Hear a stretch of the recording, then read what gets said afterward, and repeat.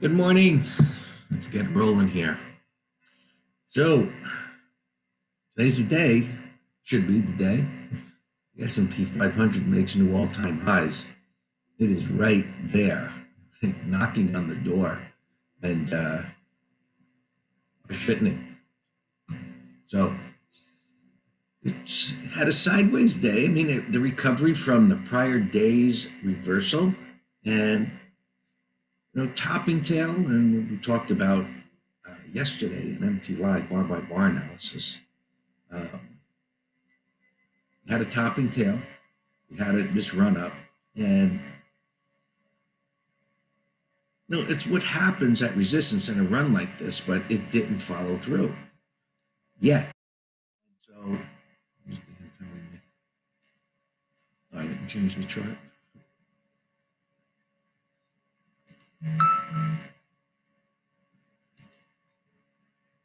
What happened?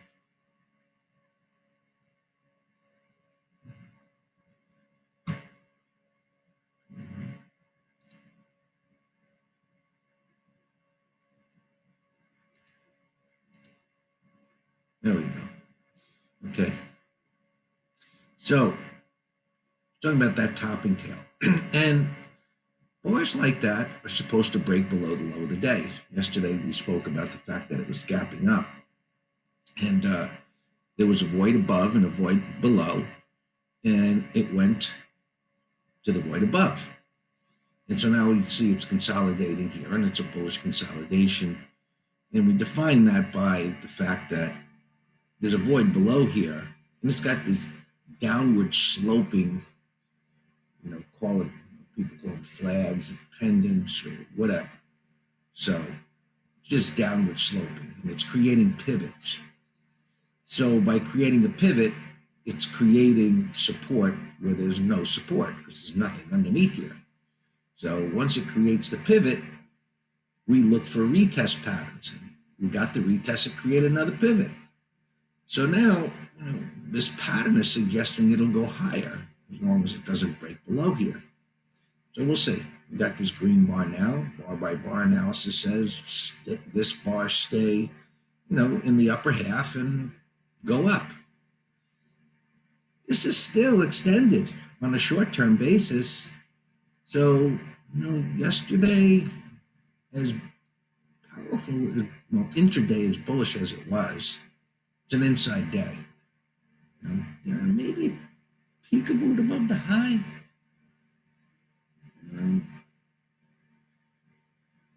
Yesterday's high was 33.75. The day before was 82. So it looks like this is counting this day. So I think it was above that high. Hold on. It really don't make that much difference, but it's close enough. 79, 82. So it did get above the high. So it's not an official inside day, but it didn't get very far above the high before it came in again. It didn't come in very much. So I don't know what's with this mic. My voice isn't coming through. It's not that loud. But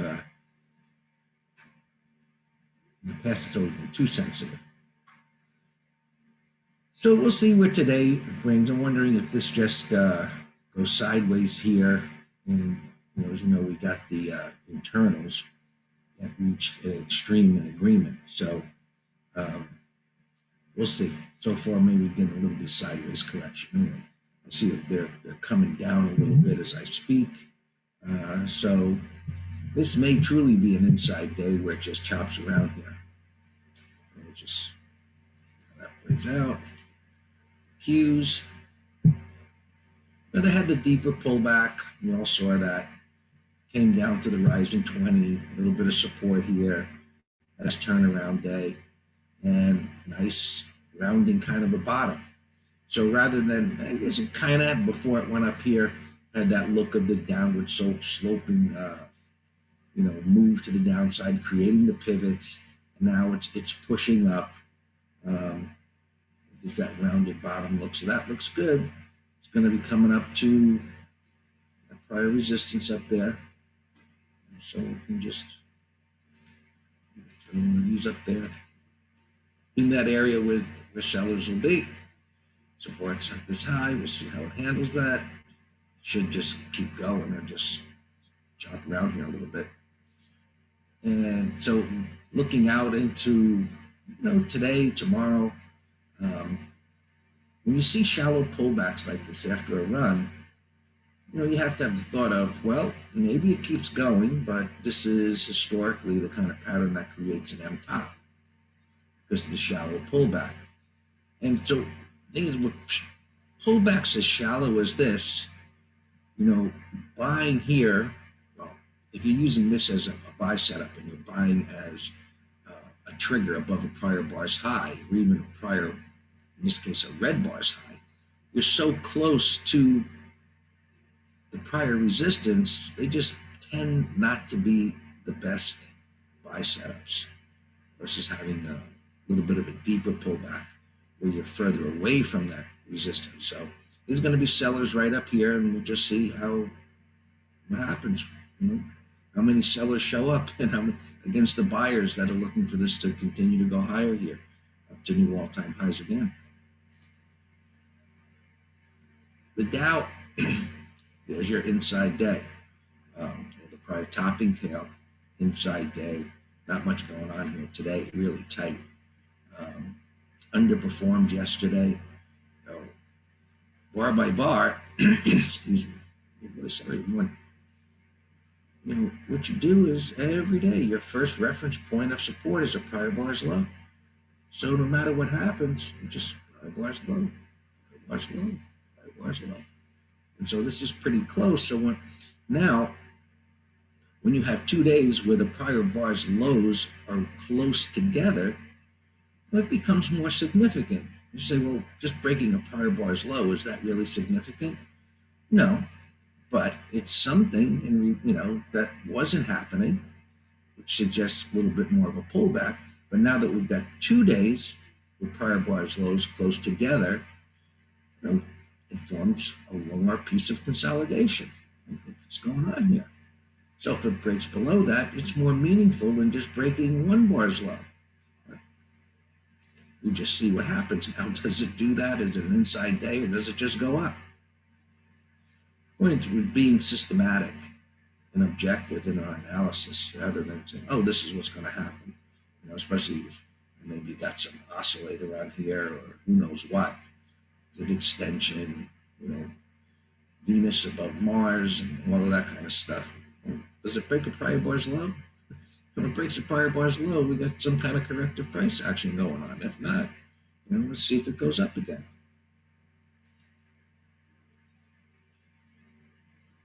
It really couldn't get going yesterday. It just was kind of dead in the water. Inside day, not doing much here. It's close to support, and while the other markets were, the Qs and the S&P were going up, this thing was either going down or just sitting there doing nothing. So we got all these pivots down here. We got some pivots up here.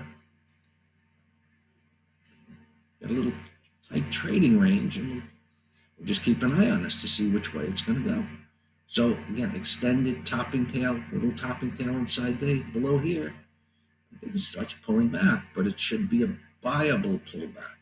And as long as it doesn't collapse down in a big bar, kind of comes down in a more controlled way, that'll be fine. And bonds doing nothing here today.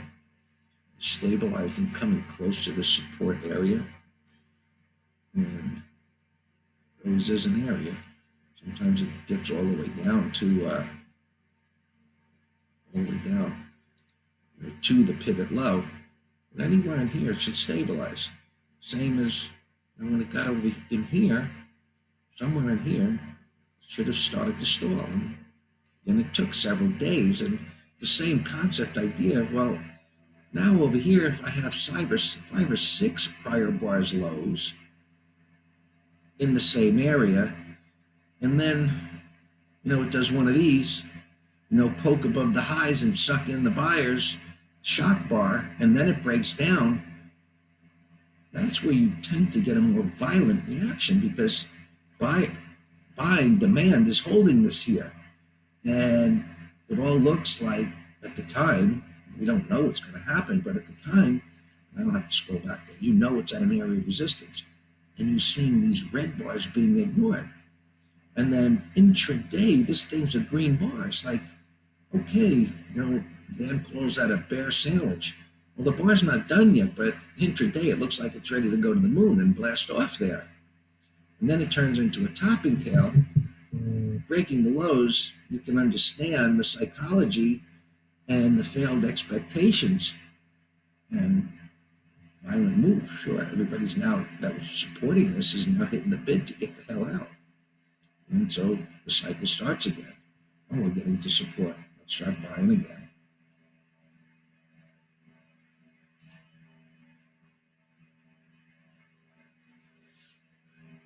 Sideways here, crude oil. Weird. There's such a long period of time doing nothing. Breakout, failure, breakout, sort of a failure. It's going sideways here. Got plenty of room to go up. Just waiting for me, not so sure. Yeah, blue chips. I don't know why the audio is what it is, but get another mic. I just don't know. This one, you see. Have to look into it. Anyway. Gold. What a shellacking. That is not what's supposed to happen. Yeah, it was extended, but other things coming into play. Yeah, I don't know why it's going on here. I have to reset the computer or something. Sorry. Anyway, so gold beginning to stabilize. Silver coming up a little bit into that void. And, the transports hung up there pretty good. So there's a lot of things that had this move bringing up the rear. We'll just have to see how they react and pull back. Airlines and financials that were lagging before had this pop during this time. So I mentioned to Dan yesterday, based on those patterns, they really should be going to stabilize in the next couple of days. So that's something that we'll be looking for as well. All yours, Dan.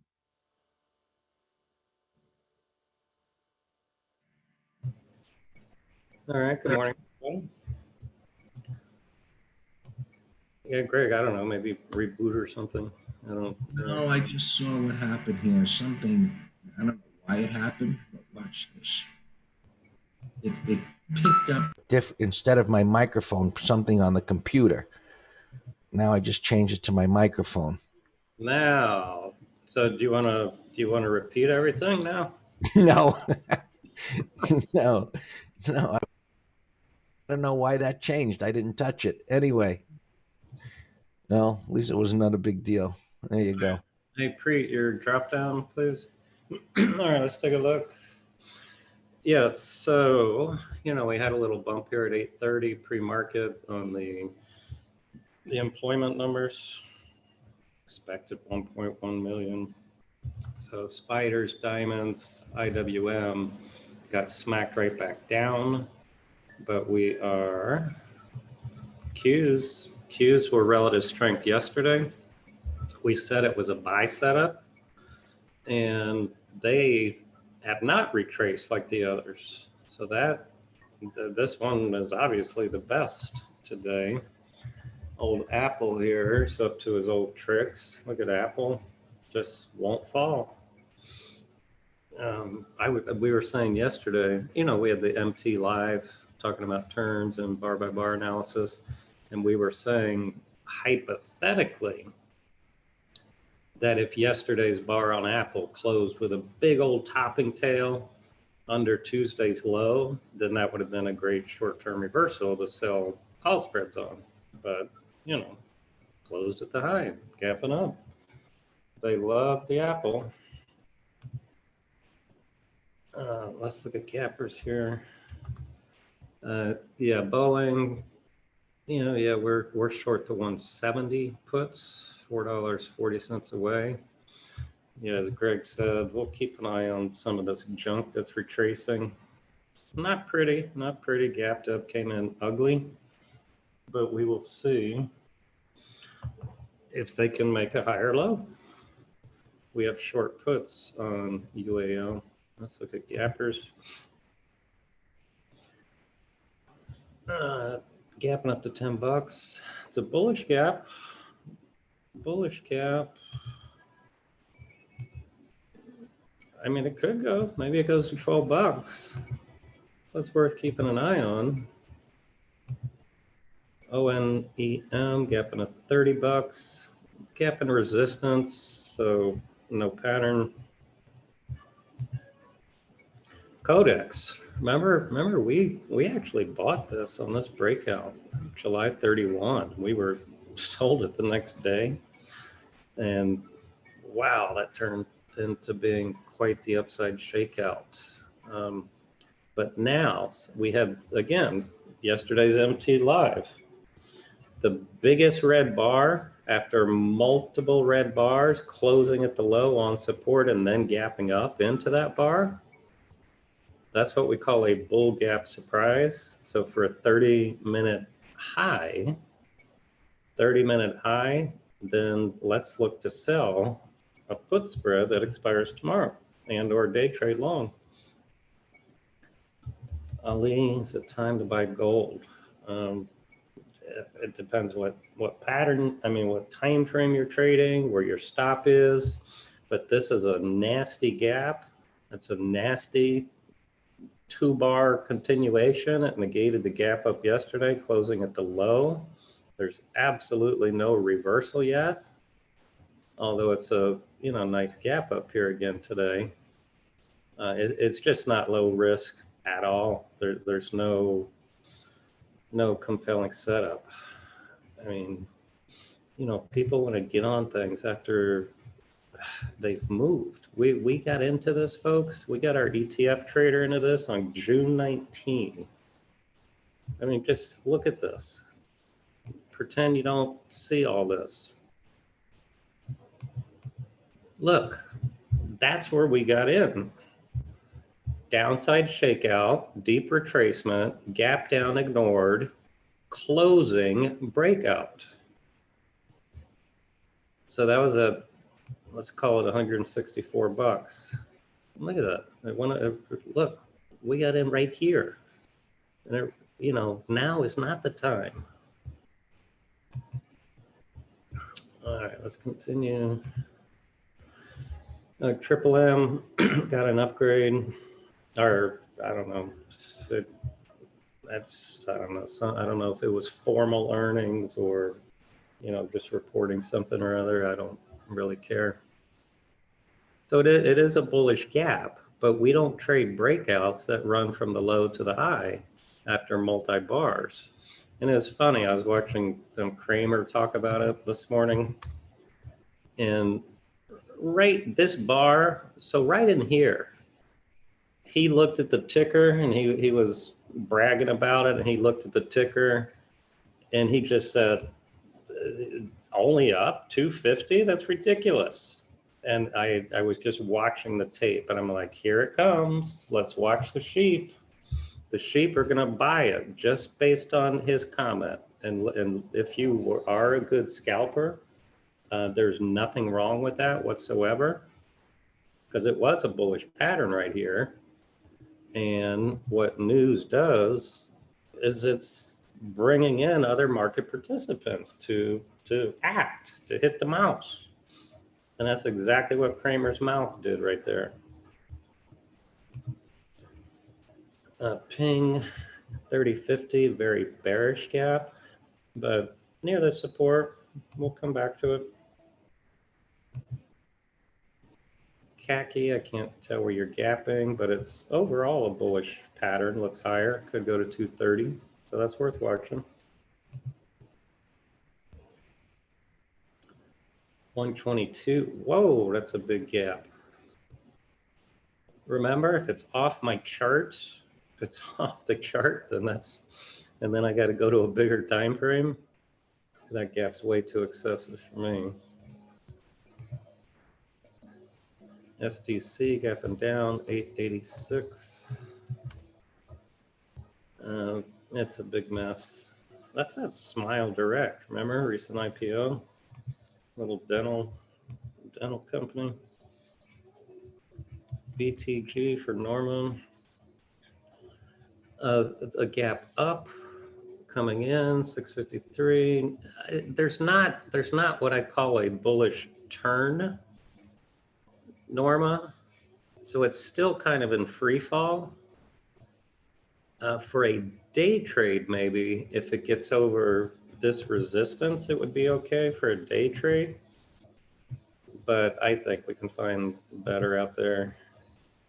YouTube's asking about Tesla. Tesla looks higher. I said yesterday, I was shocked that just because of a stupid stock split that it would act as bullish. But again, it's, the news is attracting buyers. Whether I agree with the reason for the buy or not is 100% irrelevant.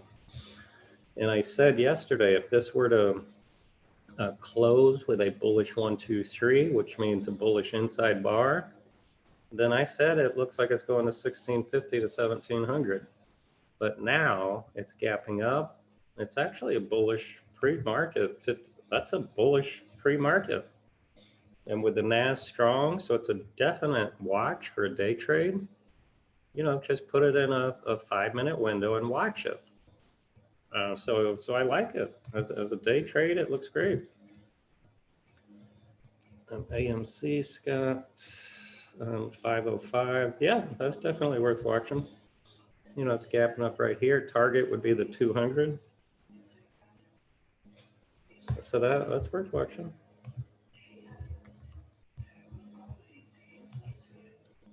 Cisco, yeah, Cisco's on my list here. I'm just running out of time.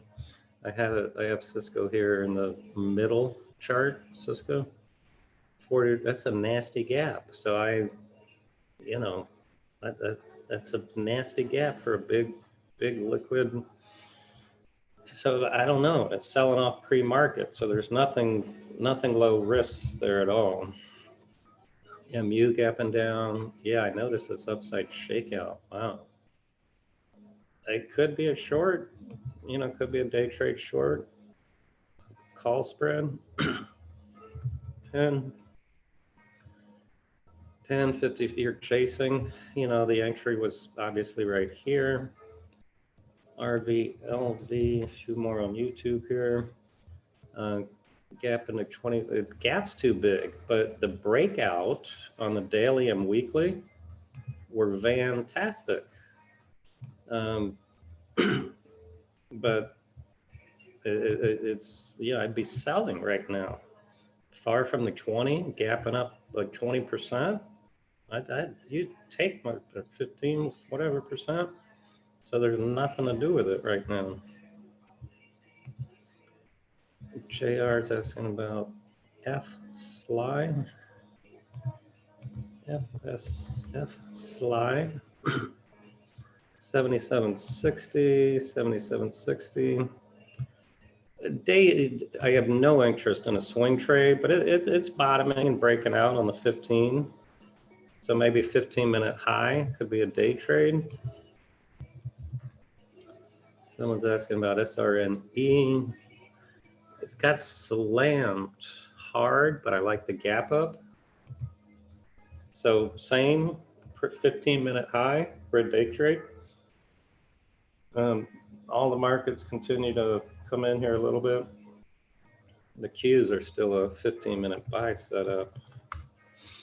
So the Qs still look the best as a day trade. Target, I don't know, 274, low 274, somewhere around here.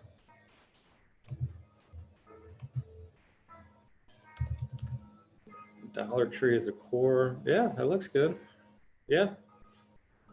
Alex, tell them what pattern that is. Well, we're out of time. That's a reverse head and shoulders. Left shoulder head, right shoulder, red bar ignored, range expansion. Again, that's what we talked about yesterday in MT Live. So that looks good. And these big box stores, have been doing well. So I'm going to put that in a 15-minute window. It looks really good. Let me continue with my list. ZTO, gapping down at 35. Bearish gap, but support. We'll have to come back to you. Varoom is not having a good day. That's a ugly, ugly gap. It could come all the way back down. It could go to the low 50s. Pre-market, it's ugly. AMD as a day trade over the pre-market high, Samwise would be fine. Typically at the open, including today, we're going to chill.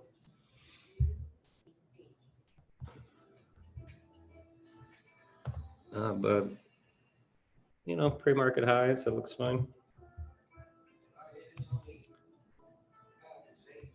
Glancing at our opens, yeah, Boeing is down more.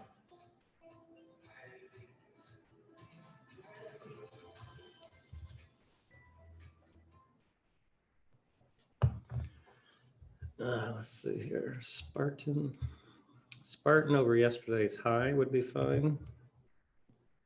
TNAV, hey, it's breaking out on the weekly. It trades very whippy, but this is not bad at all, actually. Even if, I mean, target $7, $1 on a $6 stock is not bad at all. 5-minute high, that's not bad. TNAV. Here's this Rebel somebody asked about on YouTube. Gaps, I'd be selling that gap up. IIVI, not bad at all. Look, it's consolidating here at all-time highs. Well, I assume that's all-time highs. No, it's not, but still bullish.